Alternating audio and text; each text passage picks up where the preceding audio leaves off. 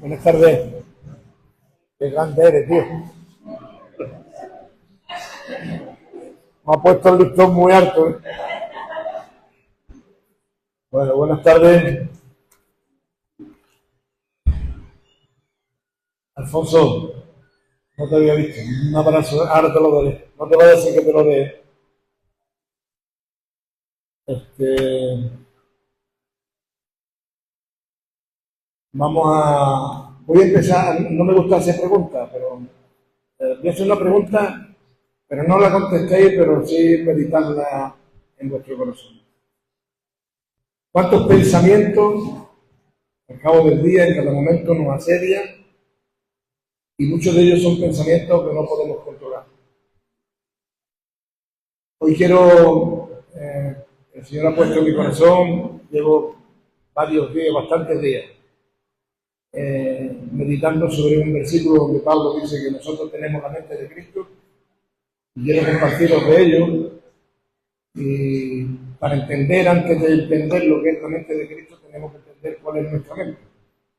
Y nuestra mente es esa que nos traiciona con nuestros propios pensamientos, con nuestra propia sabiduría, con tantas y tantas cosas que ocurren y que pasan por nuestra cabeza al cabo del día, muchas de ellas que ni nos percibimos, pero por lo general lo que ocurre es que cuando un pensamiento llega a nuestra mente, a raíz de que llega ese pensamiento, iniciamos una conversación en nuestra mente con nosotros mismos. Pensamos en algo y nosotros mismos nos damos las respuestas y seguimos y mantenemos una conversación que nos hace tomar unas resoluciones firmes. Hay veces, muchas veces además, que cuando es algo importante, si realmente estamos convencidos de que lo correcto es lo que yo pienso, no busco consejo en alguien que me pueda decir lo contrario. Generalmente nos equivocamos siempre en buscar a personas que, lejos de sacarnos de nuestro pensamiento, nos van a reafirmar.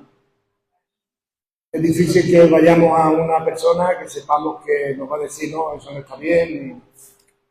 Y ocurre que estos pensamientos se apoderan de nosotros de tal manera que nos llevan a tomar decisiones firmes y tan firmes que ya no hay quien nos haga bajar de ahí. Entonces, yo ya he pensado tal cosa y ocurre lo que ocurre, es lo que voy a hacer. Es más, ¿cuántas veces viene alguien, nos da, cuando expresamos este pensamiento de lo que vamos a hacer, nos da razones más que suficientes, que incluso nosotros lo vemos lógico, lo vemos mejores que incluso las que nosotros nos hemos aportado a nosotros mismos? Pero ¿sabes qué? Yo ya he tomado una decisión y ya no hay vuelta atrás. Aunque lo que tú me estás diciendo yo me dé cuenta de que estoy equivocado, yo ya he decidido y de aquí no hay quien me mueva. Esa es la traición de la mente humana. Eso es lo que ocurre en la mente de las personas que no tienen a Cristo. Pero ¿sabes qué? Desgraciadamente también ocurre en las personas que decimos tener a Cristo. Y es un peligro. Ten en cuenta que por nuestra mente, según estudios científicos, no sé cómo lo han podido contar, no creo que haya un contador de pensamientos, pero si tú buscas por ahí, por la mente humana pasan al día entre 60.000 y 70.000 pensamientos, de los cuales la mayoría ni nos enteramos, pero están. La mente nunca está en blanco. Eso nada más que para la gente que se van a la India a hacer la meditación trascendental. Pero la mente nunca está, ni aún dormido. Los sueños no son más que cosas que ocurren en nuestra mente. Nuestra mente está todo el día en funcionamiento. Y si la mente es una mente carnal, si la mente está dominada por nuestros deseos, si la mente está alimentada por las cosas que a nosotros nos interesan, el yo, y yo, y yo, y el mí, y para mí, y pensamos en nosotros, en los más cercanos a nosotros, pero de ahí difícilmente vamos a poder entender la mente de Cristo.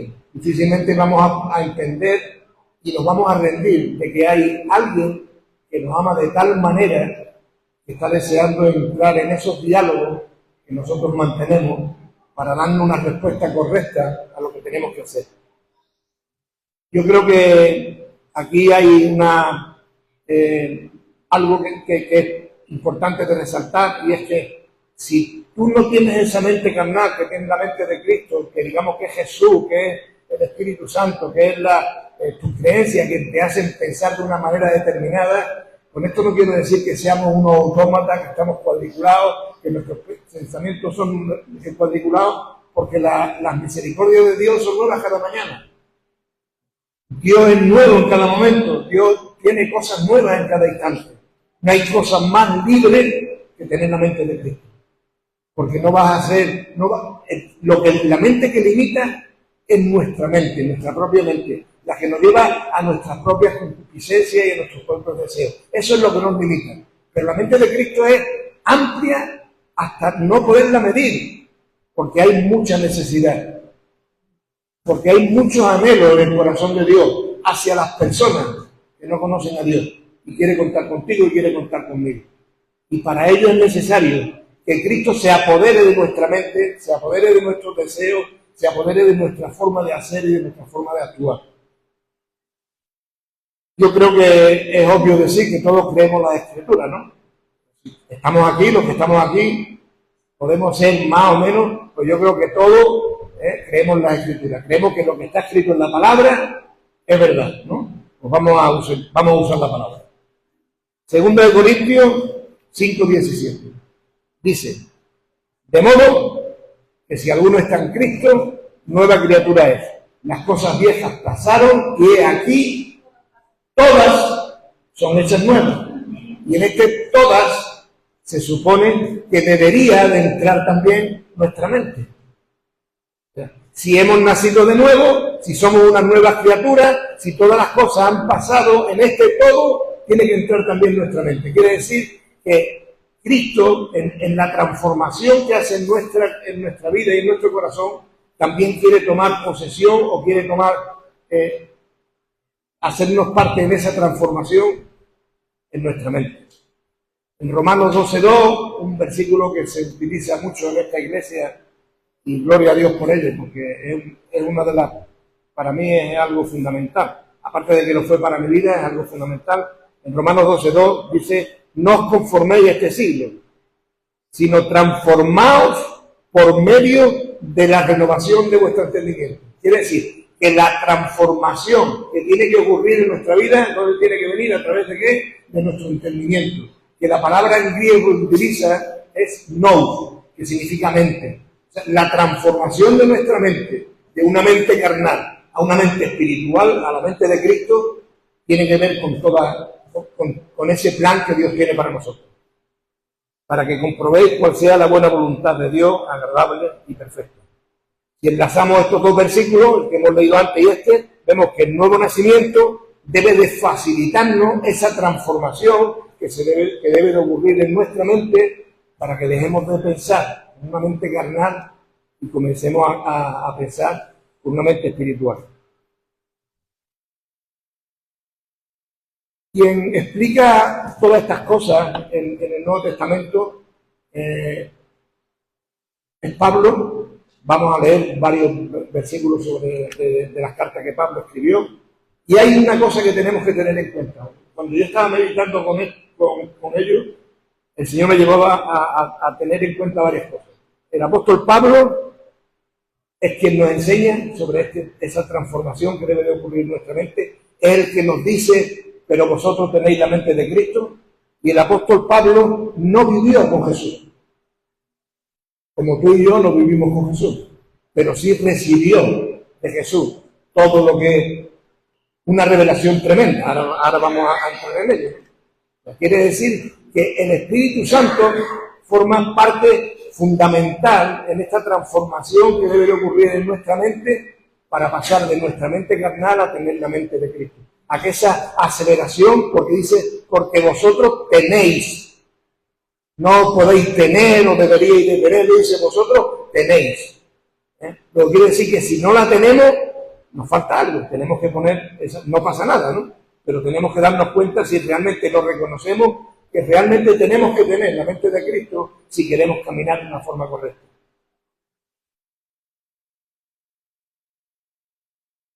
Pablo no solamente no vivió con Jesús, sino que en el tiempo que Jesús vivió era un perseguidor de sus ideas. Él no habla nada en el tiempo que Jesús estuvo entre nosotros, no habla nada de Pablo, pero se supone que cuando él llega con tanta inquina después a perseguir a los cristianos es porque entre las personas del Sanedrín, entre los judíos que perseguían a esa nueva doctrina, a esa nueva enseñanza, Pablo tenía que ser alguien que estaba ahí metido en la lucha. Esos son los planes del hombre. Eso es Pablo pensando con su mente, Pablo pensando con su lógica, Pablo pensando con su enseñanza que recibía de hombre. Pero fíjate que Dios es perfecto, no le puso a cualquier maestro. El principal maestro que tuvo Pablo se llamaba Gamaliel.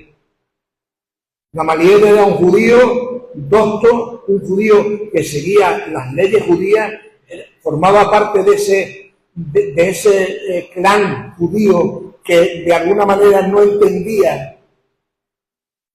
Fíjate la diferencia, había quien lo perseguía. Gamaliel no entendía o había dejado una puerta de decir, esto que está ocurriendo, hay alrededor demasiadas cosas maravillosas.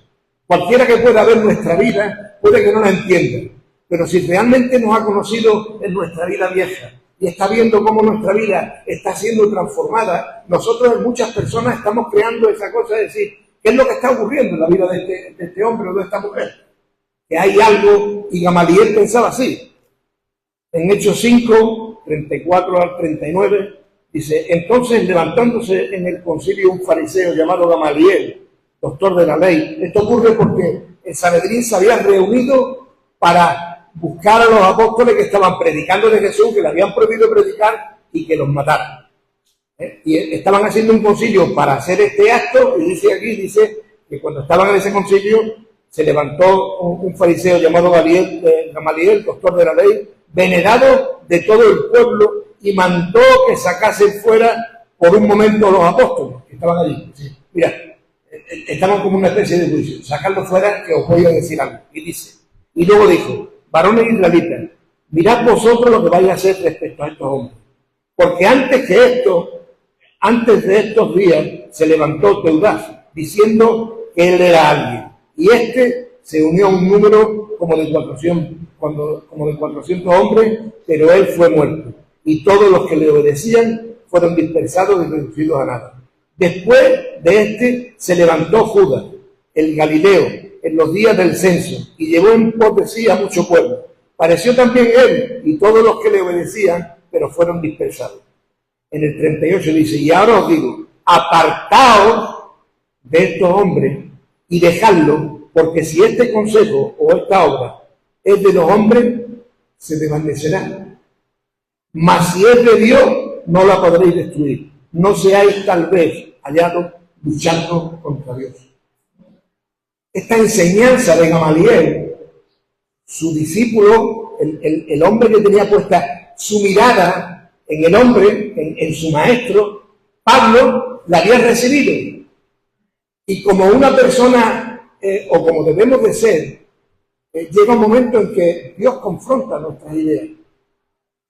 Yo muchas veces hablando con Juan hemos llegado a muchas conclusiones, pero una de ellas era que nosotros sin saberlo buscábamos a Jesús en nuestra vida vieja, sin saberlo, porque buscábamos algo que nos llenara nuestro corazón.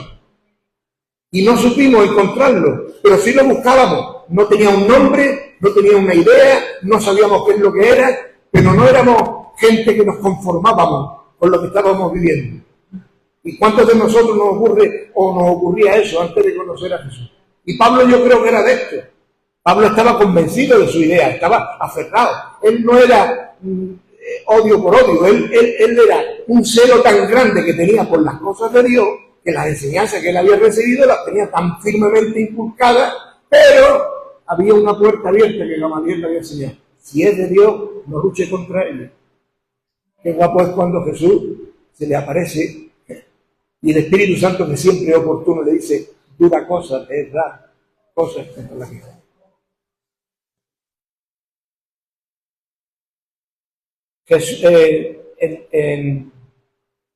En Hechos 9, cuando Saulo explica su conversión, dice: Saulo, respirando aún amenaza, Hechos 9 del 1 al 9, Saulo, respirando aún amenaza y muerte contra los discípulos del Señor, vino al sumo sacerdote y les pidió carta para la sinagoga de Damasco, a fin de que si hallase algunos hombres o mujeres de este camino, los trajese presos a Jerusalén.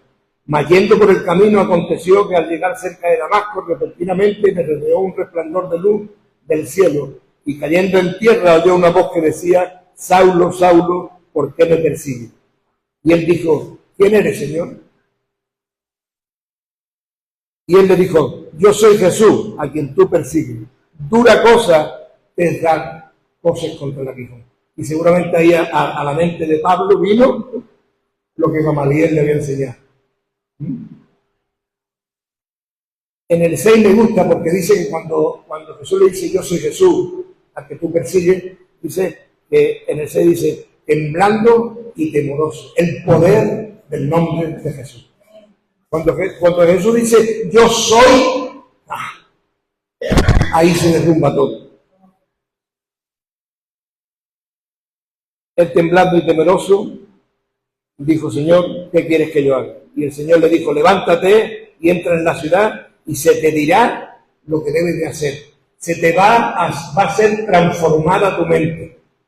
Ya no vas a pensar lo que piensas, ahora te vas a dar cuenta. Y tuvo unas revelaciones tremendas.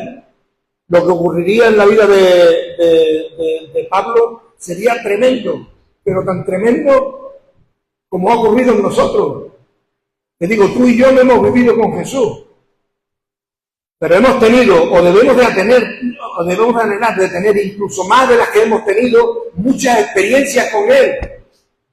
Cuando hemos estado orando, cuando le hemos dicho sí a su llamado, cuando Dios nos ha movido y hemos dicho: sí, heme aquí, envíame a mí, yo estoy dispuesto. Y sin haber vivido con Él, el Espíritu Santo nos han revelado cantidad de cosas. A mí meditar en la vida de Jesús es algo que me fascina. Yo leo la Biblia entera, pero meditar en la vida de Jesús es algo que me fascina porque cada día estoy más enamorado de Él. Os lo he dicho muchas veces y no me cansaré de decir. Que me hace vivir en un 14 de febrero contigo.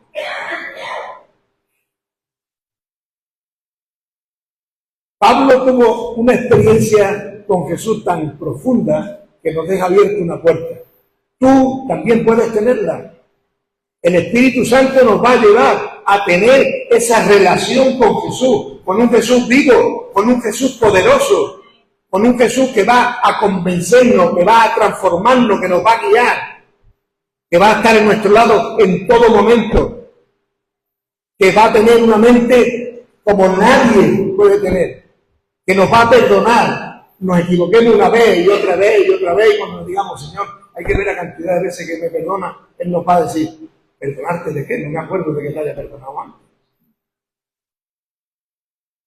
Si me explicáis, si me entendéis, ¿no? Es tan grande la experiencia que Pablo tuvo con Jesús, y lo que yo quiero decir: si la tuvo Pablo, ¿por qué no lo vamos a tener nosotros? La diferencia no la marca el Señor. La diferencia para tenerla o no tenerla la marcamos tú y yo. Si nosotros estamos dispuestos a tenerla, Él está deseoso de dárnosla. En 1 Corintios, en el capítulo 11, en el versículo 23, la primera parte, cuando habla de la institución de la cena del Señor, ¿sabéis que dónde instituyó Jesús la cena? En la última cena con sus discípulos, ¿no? Cuando Él partió el pan, dio el vino, explicó qué era el pan, qué simbolismo tenía el pan, qué simbolismo tenía el vino, y de ahí le dijo: haced todas estas cosas todas las veces hasta que yo venga, ¿no? Y nos dio ese sacramento que hoy todavía en la iglesia seguimos practicando. Pero fíjate que Pablo dice: porque yo recibí del Señor. La institución de la cena o cómo se debía de hacer. Pedro no se la enseñó, ni Juan, ni Santiago. Fue el Señor mismo el que se la da. Porque Él dice, porque yo recibí del Señor lo que ahora os voy a decir. El día que Él murió, y cuenta lo que ocurrió en un lugar donde Él no estaba. Pero no estaba corporalmente, pero el Espíritu sí le había llevado a ser partícipe de ello. Pablo comenzaba la presentación hablando también de 2 Corintios 12, donde dice, ciertamente no me conviene gloriarme, pero vendré a las visiones y a las revelaciones del Señor. Ahí es donde Dios nos quiere llevar, a tener visiones y a darnos revelaciones de su plan para tu vida y para su iglesia, porque los dones y los ministerios están para el crecimiento de la iglesia.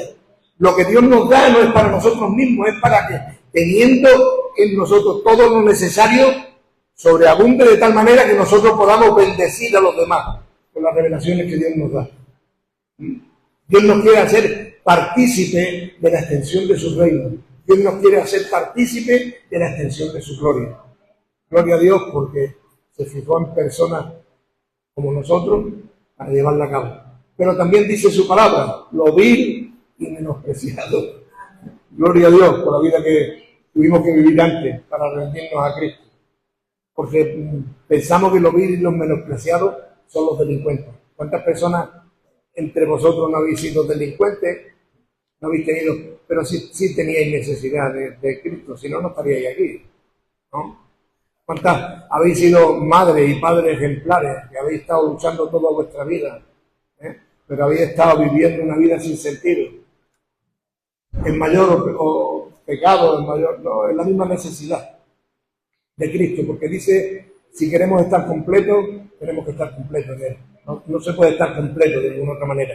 El hombre y la mujer buscan realizarse y no nos podemos realizar, porque no somos seres completos hasta que Cristo nos habita en nuestros corazones. Fijaros qué mente tan diferente de pensar la que nos muestra Pablo. En Filipenses 4, versículo 4, dice, regocijaos en el Señor. Siempre, otra vez os digo, regocijaos. Tú no te puedes regocijar en el Señor si tienes una mente que te está llevando a tus deseos carnales. Tú te regocijas en el Señor cuando eres capaz de gloriarte en todo lo que ocurre por el reino.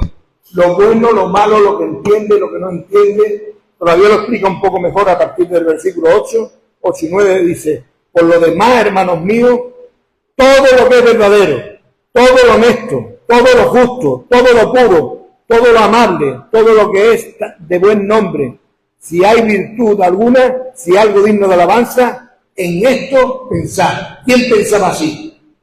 Tú piensas así, yo pienso así, ¿no? ¿Quién pensaba así? Jesús pensaba así.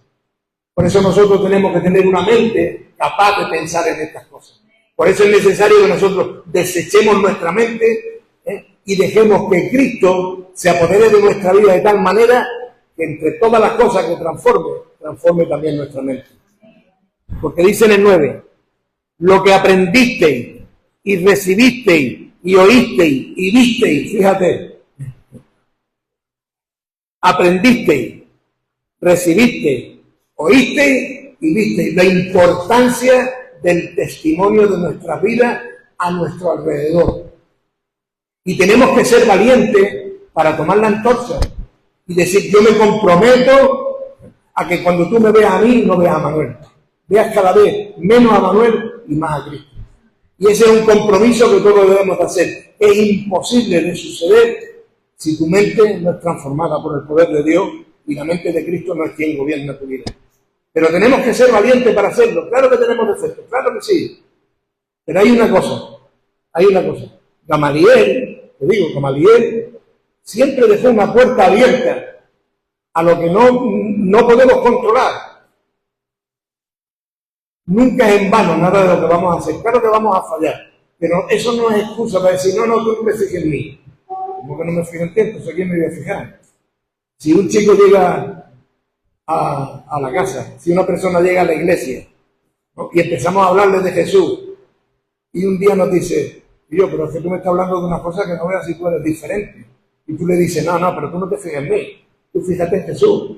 ¿En qué Jesús? ¿Dónde está Jesús? Yo no lo conozco. Tendrá que ver a Jesús ¿dónde? Tendrá que ver en ti. Tenemos que ser valientes, como lo fue Pablo. Sed imitadores. Él primero dijo, sed imitadores de Dios. Dios es perfecto, imitadlo a Él. Y luego dice, sed imitadores de Cristo. No, sed imitadores de mí. Y ahí se queda.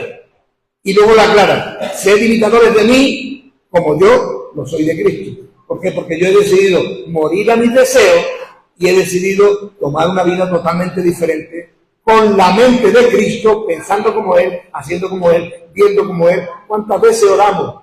Diciendo, Señor, permíteme que vea con tus ojos, permíteme que sea tus manos, permíteme que sea tu voz. Pues eso es lo que desea el Señor. Pero para ello tenemos que dejar que esa mente carnal desaparezca y que Cristo pueda instaurar su mente en nosotros. El Evangelio es tan perfecto que somos parte de un cuerpo. ¿O no? Somos parte de un cuerpo. Como iglesia y como personas somos parte de un cuerpo. Y unos somos la mano, otros somos el ojo, otros somos el oído, los pies, ¿no? Pero hay una parte que no se nos asigna, y es la cabeza, donde está nuestra mente. La cabeza es Cristo. La cabeza de un cuerpo perfecto es Cristo. Cristo es la cabeza de todo, el principio de todo.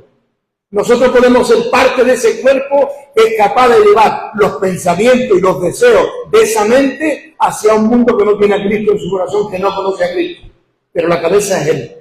Ese lugar nunca podemos tomarlo. Y nosotros, en nuestra soberbia de hombre, ¿cuántas veces la tomamos? La gente que no tiene a Cristo en su corazón, siempre. Pero ¿cuántos de nosotros que decimos que tenemos a Cristo en nuestro corazón, muchas veces nos gobierna esa mente dirigida por la carne?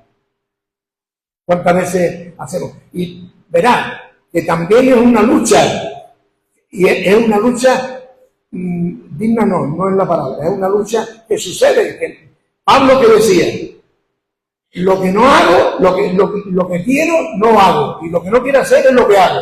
¿Por qué? Porque había una lucha en su interior, de la mente carnal a la mente de Cristo. Eso no nos excluye. Pero ¿qué pasa? O como hablaba antes Pablo del aguijón. Pablo es nuestro, no Pablo es haciéndose boca de lo que decía Pablo, el aguijón. Es necesario, porque cuando nuestra mente empieza a ocupar la mente de Cristo, el aguijón, si está bien puesto, a los días nos aprieta y dice, ay, perdóname, Señor, perdóname, no es como yo quiero, no es como yo pienso, porque tus pensamientos no son mis pensamientos y tus caminos no son mis caminos. Y eso son cosas que tenemos que tener firmemente arraigadas en nuestro corazón. Dice en 1 Corintios 2:16, porque ¿quién conoció la mente del Señor? ¿Quién le creerá? Dice, mas nosotros tenemos la mente de Cristo.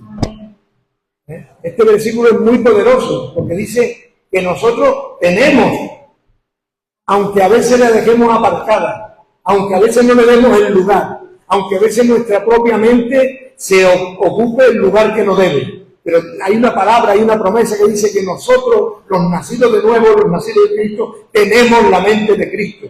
Y la mente de Cristo nunca nos va a llevar a pecar. La mente de Cristo nunca nos va a llevar a hacer las cosas indebidas.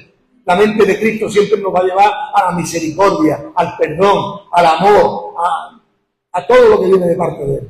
A todo lo bueno, todo lo agradable, todo lo perfecto. Como leíamos antes en Filipenses. Esa es la mente de Cristo en nosotros. Cuando dice nosotros tenemos, es que a los creyentes se nos ha dado la mente de Cristo. Cuando nacemos de nuevo, se nos da esa mente. En esa criatura nueva donde todas las cosas viejas pasaron y todas son hechas nuevas, en ese nuevo cuerpo, en esa nueva criatura, viene también una nueva mente, que no es la nuestra, que es la de Cristo. ¿Vale? O sea que eso es un regalo que recibimos de Dios en el momento que nacemos de nuevo. Ahora, ¿qué ocurre? que ponerla en práctica ya no es responsabilidad de Dios, es responsabilidad nuestra. Poner en práctica siempre esa mente que recibimos de Dios no es algo que nos corresponda a nosotros o que le corresponda, mejor dicho, a Dios, porque si no seríamos autómatas. La libertad de hacer lo que queramos nunca la vamos a perder. El libre albedrío siempre va a estar en nuestras vidas. Pero eso no exime de que sí la tenemos, ¿no? Luego, si la tenemos, tenemos que anhelar que Dios nos dé fortaleza, que Dios nos dé entendimiento, que Dios nos dé fuerza para que esa mente sea la que se manifieste, no la nuestra, sino la suya. Dice en Colosenses 1:18, en la primera parte del versículo, y Él es la cabeza del cuerpo. Él es la cabeza del cuerpo. Será más difícil ser engañado si vamos dejando que esa mente nuestra quede en un lado y la mente de Cristo se apodere de nosotros.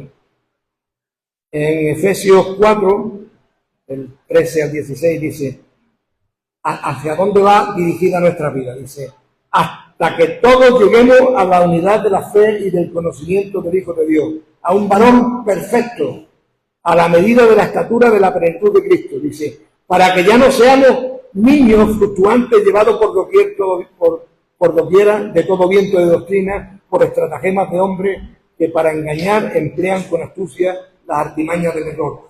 Y es más, yo le añadiría, para no ser presos de nuestros propios pensamientos. Porque cuántas personas como cristianos nos aferramos también. Yo he dicho esto y aquí no hay quien me mueva. Yo he tomado esta decisión y de aquí no hay quien me mueva. Y ahora yo te muestro de que estás equivocado, lo que tú digas, pero yo ya he decidido, o no, o nada más que me ocurra a mí. Ocurre, ¿no? Pues dice que es necesario que crezcamos. Y este crecimiento, si te das cuenta, no es para arriba, es para abajo.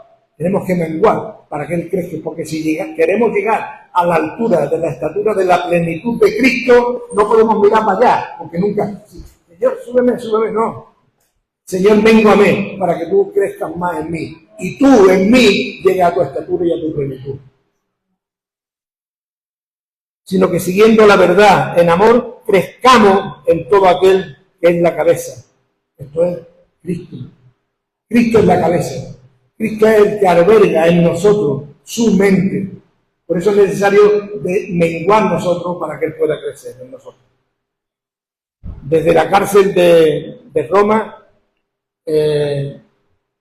Pablo le escribe una carta a los filipenses solicitando una serie de cosas que tienen que ver con la mente de Cristo.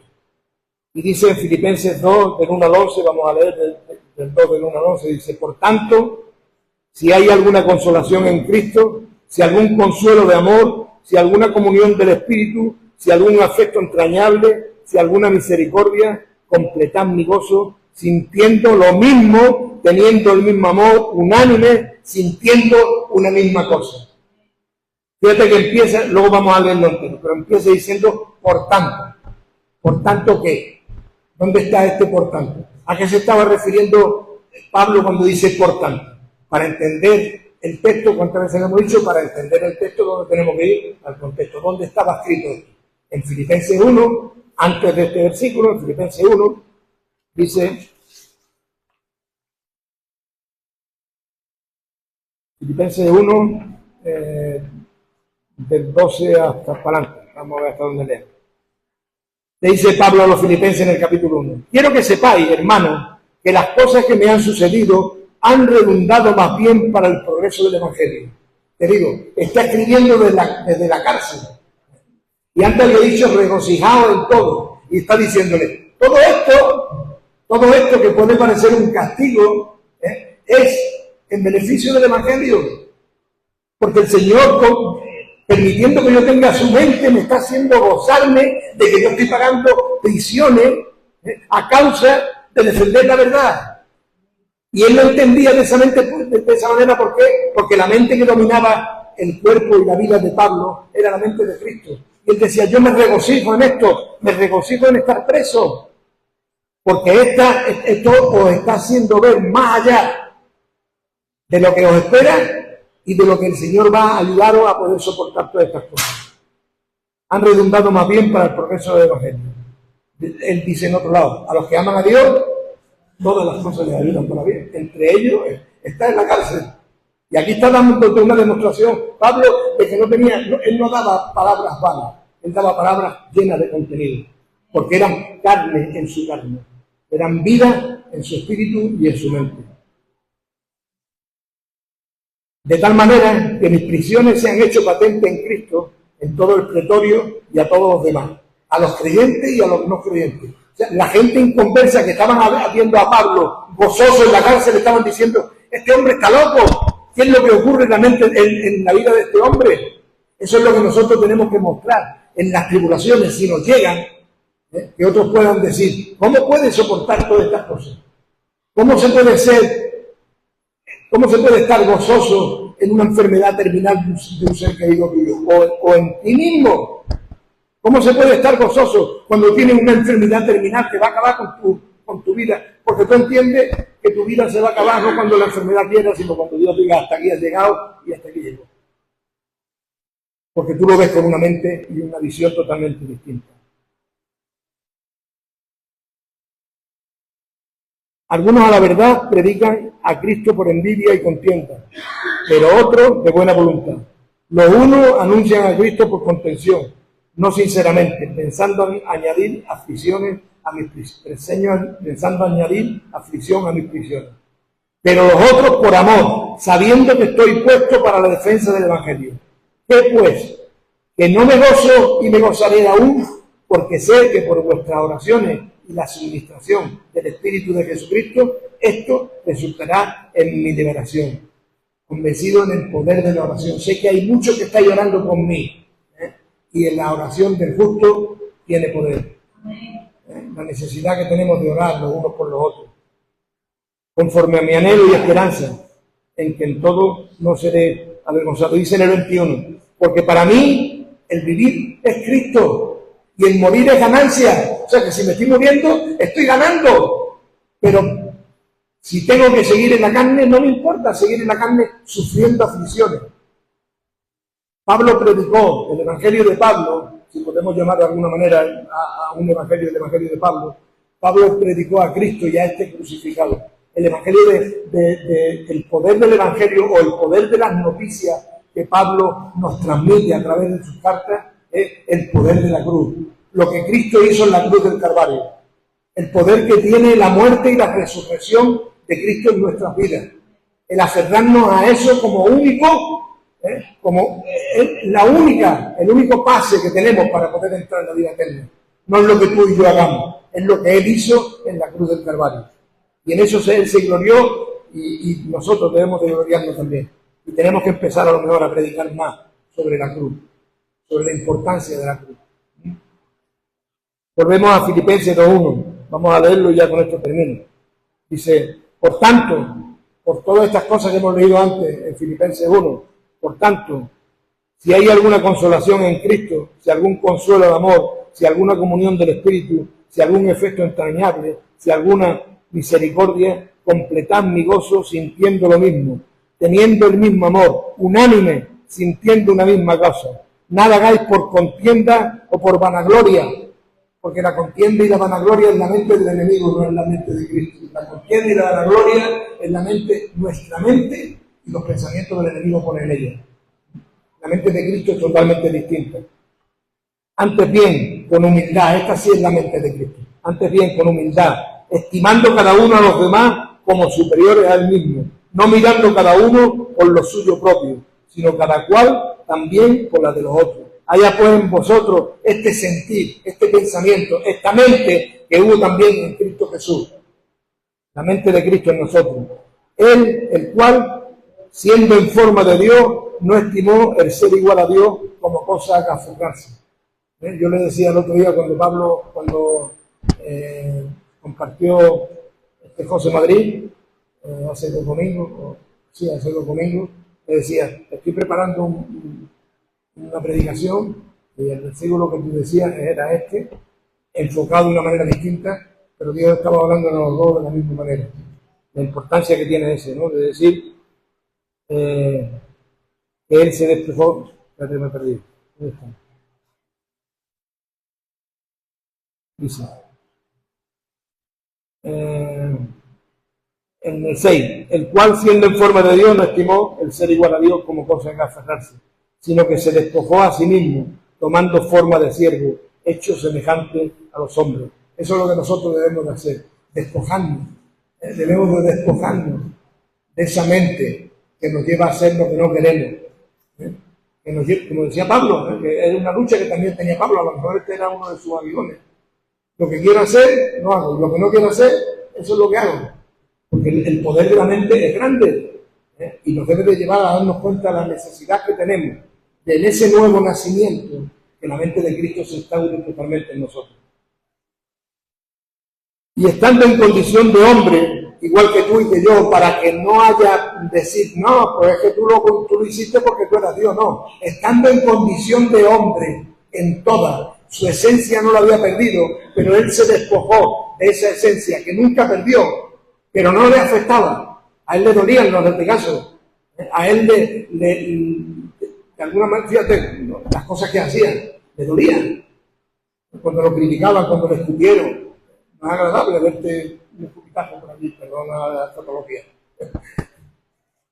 El que te escupan y sentir aquí un escupitajo. Pero ¿sabes qué? Él no dijo, será asqueroso este tío.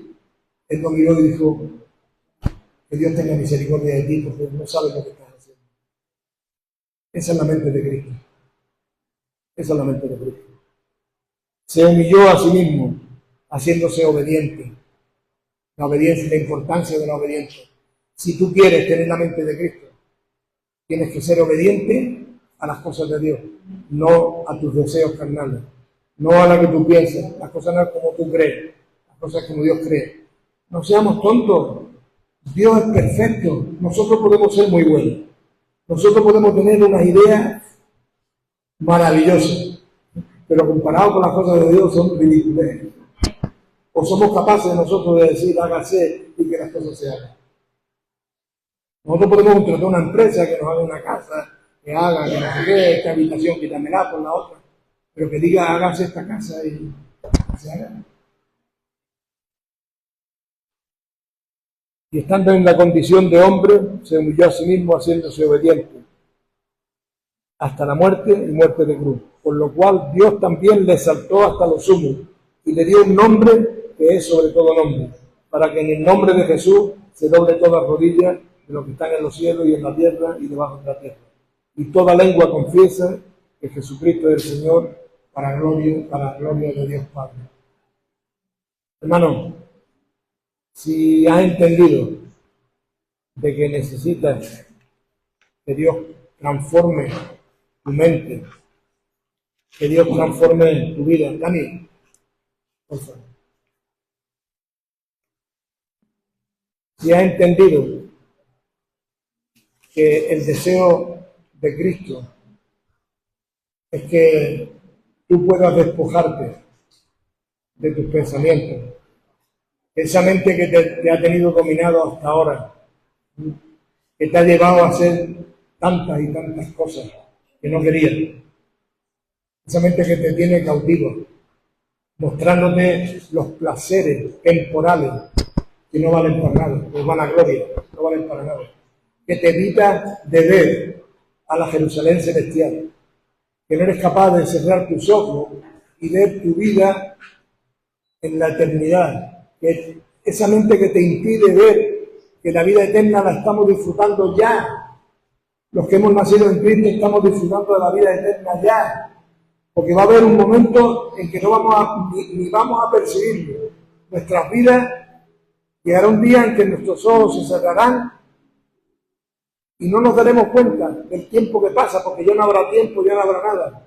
Nuestros ojos se cerrarán y se abrirán en ese lugar que somos capaces de ver con el Espíritu. Esa Jerusalén celestial, esa ciudad donde no hay llanto, donde ya no va a haber dolor, donde todas las cosas son hechas nuevas, donde no vamos a tener que esperar un domingo y que el grupo de alabanza esté ungido, que nos lleve a la presencia de Dios. Vamos a estar de continuo en su presencia. anhela tener esa mente de Cristo. ¿Dónde está? Si quiere, y lo que debe de hacer es romper tu timidez. Empieza a luchar contra tu mente. Lucha contra el que te está impidiendo levantarte. Lucha con lo que está ocurriendo en tu vida, que te dice, me da vergüenza de salir para adelante. Empieza con esa primera victoria. Queremos orar por ti. Queremos ayudarte en ese deseo que debe de ser tuyo. Porque Cristo lo tiene, nosotros también. Lo debes de tener tú. De que Dios cambie tu mente. Que Dios quite por completo de tu vida las cosas que no le corresponden, que no son suyas. Que la mente de Cristo se pueda apoderar de nuestra vida de tal manera que podamos tener una existencia nueva. Que podamos tener, que no sea un anhelo, que cuando oremos diciéndole, Señor, que mis ojos sean los tuyos, que mi voz sea la tuya, que no sea un deseo, que sea una realidad, porque la mente de Cristo gobierna tu vida por completo. Está en el lugar correcto. ¿Cuántas veces hemos dicho? La iglesia no es el fin es la eternidad. Pero la iglesia es el medio para enseñarte a ir a ese lugar. La palabra de Dios dice que cuando tengamos aflicción, cuando tengamos necesidad, acudamos a que oren por nosotros. Y te queremos invitar a que vengas y poder orar por ti. Y te digo, si no te atreves, si no eres capaz de luchar con ese primer pensamiento que te impide levantarte de la silla, ¿dónde estás? Cierra tus ojos. Deja que el Espíritu de Dios haga su obra. Que la primera petición que haya en tu corazón es, Señor, derriba los muros de mi mente que me impiden oírte. Limpia mis oídos espirituales. Queremos tener un encuentro personal contigo, real. Anhelamos, Señor, nacer de nuevo, Señor. Hemos entendido que la victoria está en la cruz. Hemos entendido que tú venciste en la cruz. Pero también hemos entendido, hemos visto y conocemos que tú no te quedaste en la cruz. Que tú te bajaste de ella en poder y en gloria. Y nosotros queremos caminar hacia esa cruz. Y queremos subirnos contigo, porque queremos bajarnos contigo también, Señor.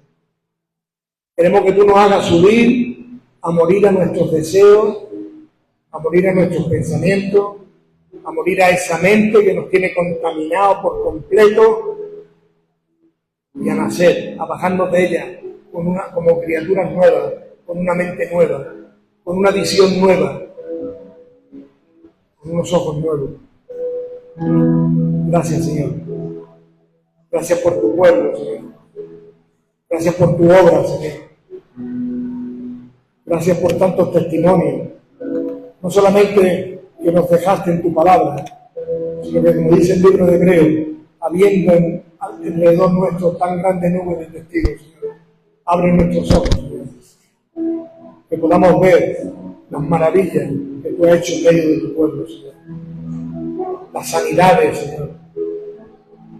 La transformación, el refinado, cómo viste el oro dentro de personas que lo único que teníamos en nuestra vida era basura, pero que nos miraste y viste el oro que había dentro, Señor.